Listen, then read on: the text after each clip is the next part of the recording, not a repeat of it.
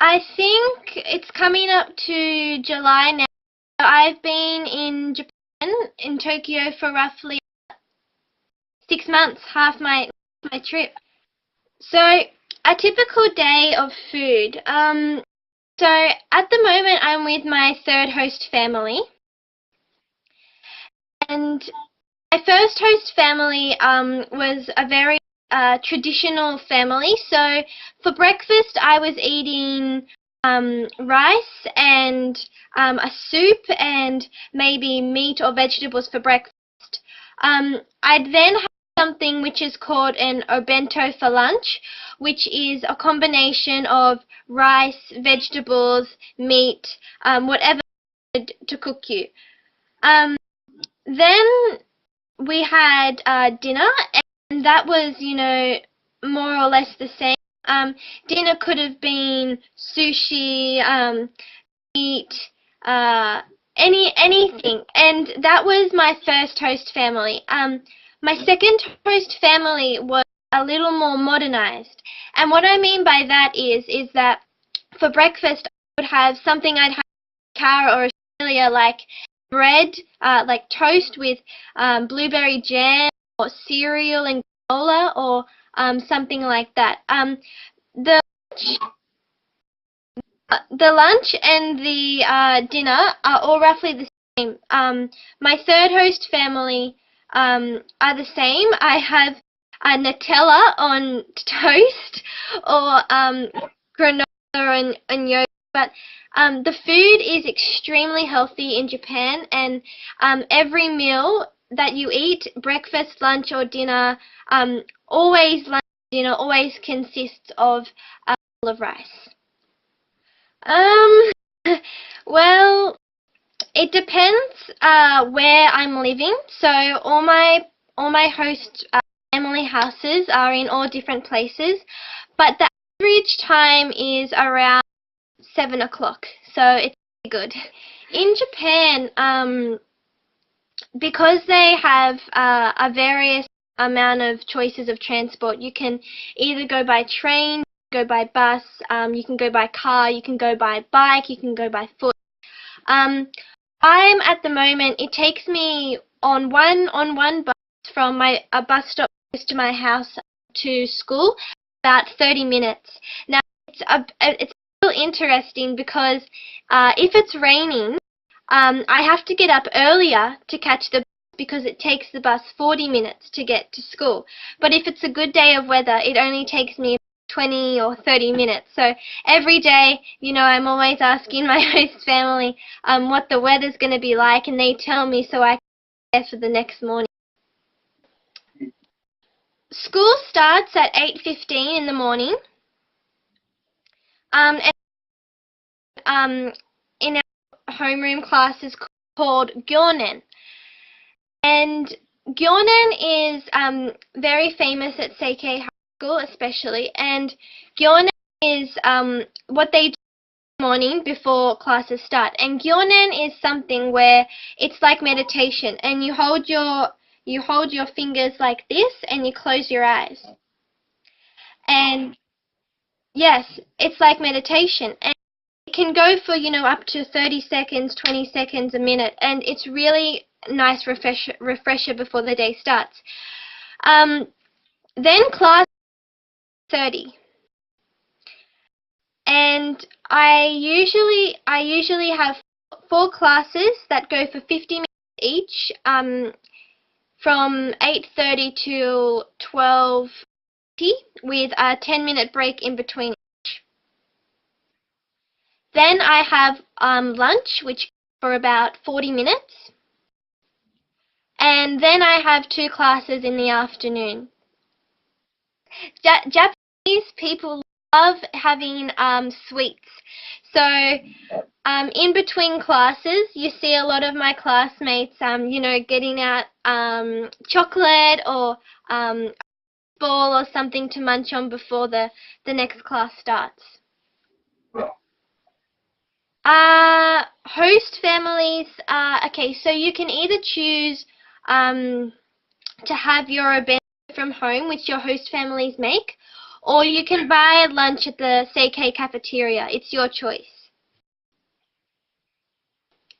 Well, I have had cafeteria lunch before, and it is extremely delicious. But I always prefer the homemade food. So they're not too well, for Japan. They're not too expensive. They're around 500 yen, which is about $6 in Australia. But it's a fair-sized meal, and it's extremely healthy, like all Japanese foods really are. So, pretty good deal. You would say, well, let's just say that it's morning, and you want to ask someone what they're going to do today. So you can say, Ohayo gozaimasu, yoroshiku onegai shimasu, kyou nani o shimasu ka? You get about 5 hours of Japanese class a week, and it's just amazing how they teach you, and a textbook, and it's divided into lessons. And yep. I actually finished that textbook, and it's called Genki 1 and Genki 2. And Genki 1, Anna, who's from Germany, and I just finished today, and we get the new one after summer break. And it's just amazing how fast you can pick up the language.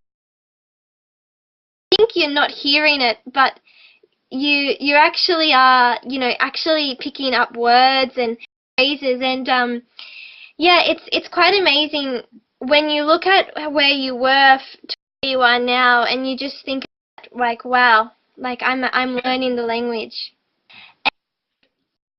And I was thinking about what I wanted to train, and in Australia, in Carol's home, I'm very much based on drama and dancing, performing, singing. And I thought my 1 year studying abroad, yep, to Japan especially, I wanted to do something extremely different and extremely traditional. So in January, I think it was, yeah, in January I started going to kendo classes, and the first lesson or two, it was quite interesting. How their classes start, what they do, what they wear, what their manners are like. And I up over my head for one of the first times, and I could not believe how heavy how heavy it was. And it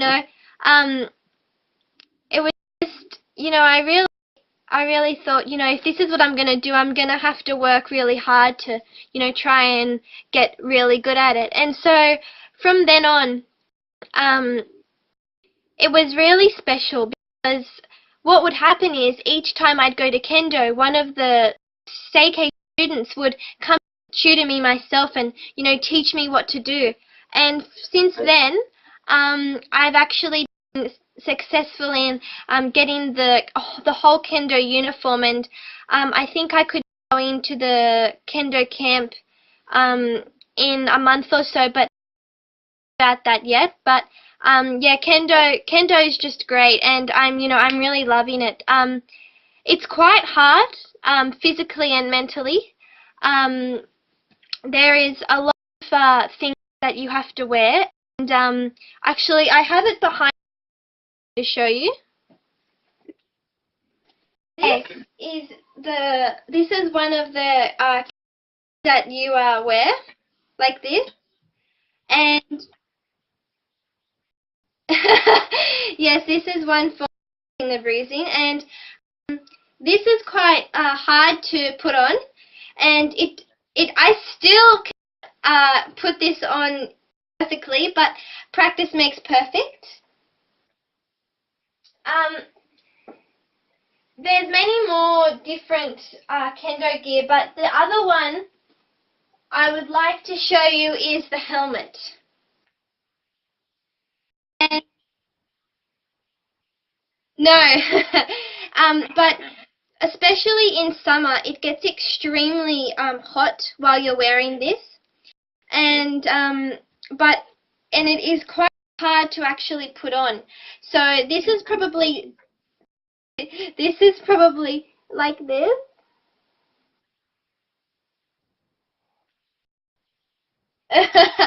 This is probably the main kind of protection, because every time you hit the sword, which is called the schnei, you hit here, here, or here, and yes, so that's like the main area to hit.